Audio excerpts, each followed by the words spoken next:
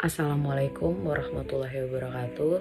Nama saya Rahmadianti dengan NPM 2021 1450 1087. Di sini saya akan menjelaskan beberapa materi tentang manusia sebagai makhluk individu dan makhluk sosial.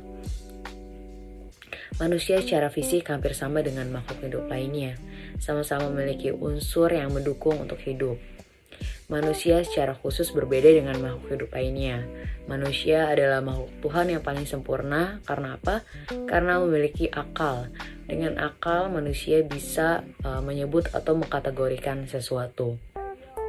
Dengan akal, akhirnya manusia memiliki kemampuan berpikir. Berpikir sebagai perbuatan operasional dari akal yang mendorong untuk aktif berbuat demi pemenuhan kebutuhan dan peningkatan hidup manusia. Ada beberapa kebutuhan manusia.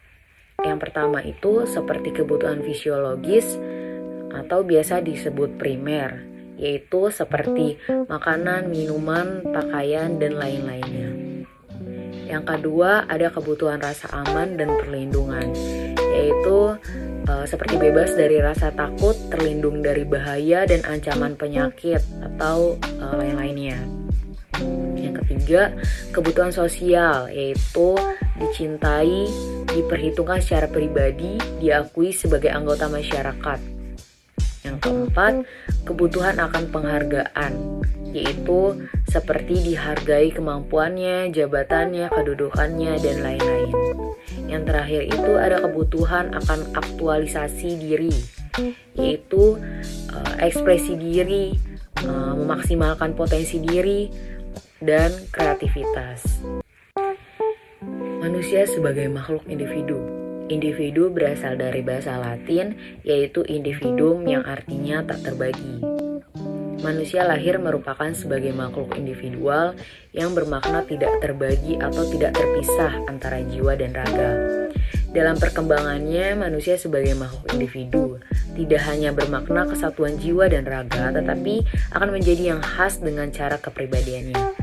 Yaitu artinya kepribadian seseorang individu berbeda dengan individu lainnya, walaupun seandainya kita saudara kembar.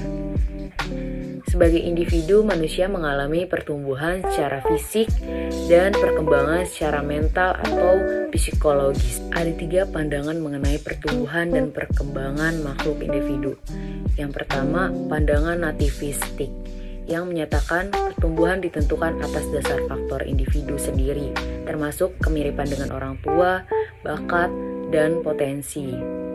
Yang kedua, pandangan ekspiristik, menyatakan pertumbuhan didasarkan atas faktor lingkungan, dari luar individu, lingkungan fisik, dan sosial.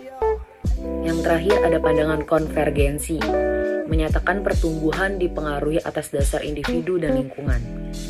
Peran manusia sebagai makhluk individu. Sebagai makhluk individu, manusia berperan untuk mewujudkan, yaitu ada bagian-bagiannya. Yang pertama, menjaga dan mempertahankan harkat dan martabatnya.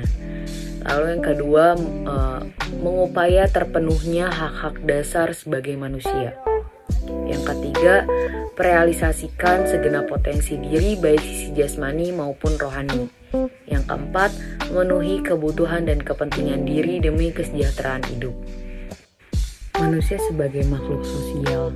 Sebagai makhluk individu, manusia juga tidak mampu hidup sendiri. Artinya, manusia juga harus hidup bermasyarakat. Manusia ini sering dikatakan sebagai makhluk sosial karena yang pertama itu membutuhkan orang lain dalam pemenuhan kebutuhan dasar atau biasa disebut biologis.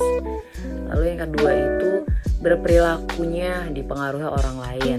Maksudnya itu ia harus tunduk pada norma dan keinginan, pendapat, pujian atau respon orang lain.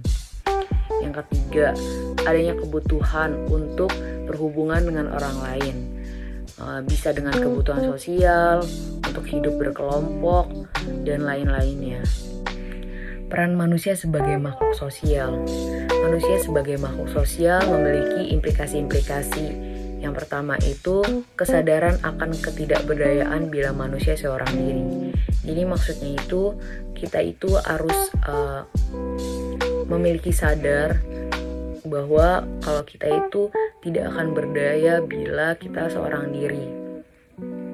Lalu yang kedua itu kesadaran untuk senantiasa dan harus berinteraksi dengan orang lain.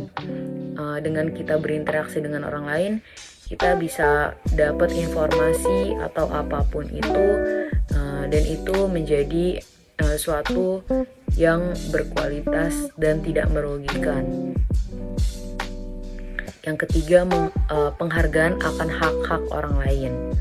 Lalu yang keempat, ketaatan terhadap norma-norma yang berlaku. Keberadaan manusia sebagai makhluk sosial menjadi manusia melakukan peran-peran seperti melakukan interaksi dengan manusia lain atau kelompok, dan dapat membentuk kelompok-kelompok sosial dan menciptakan norma-norma sosial sebagai pengaturan tata tertib kehidupan kelompok.